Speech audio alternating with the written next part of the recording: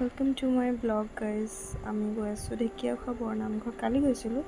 এছে হৈছে সকলো ভিৰ, এয়া চাকি বন্তি জ্বলোৱা জেগাকণ, য'ত মানুহৰ বহুত ভিৰ, বহুত বেছিয়ে ভিৰ আছিল কালি, কাৰণ কালি দেওবাৰ দিনটো আছিলে। এয়া চাব পাৰিছে। আৰু আমি এতিয়া গৈ আছোঁ পুখুৰী চাবলৈ। তাতে ইয়াত দেখিছে, ইয়াতে ডাঙৰ ডাঙৰ বহুত মাছ, আৰু মই শুনিছোঁ ইয়াতে কাছ আছে বুলি, কিন্তু মই দেখা পোৱা নাই বাৰু এতিয়ালৈকে।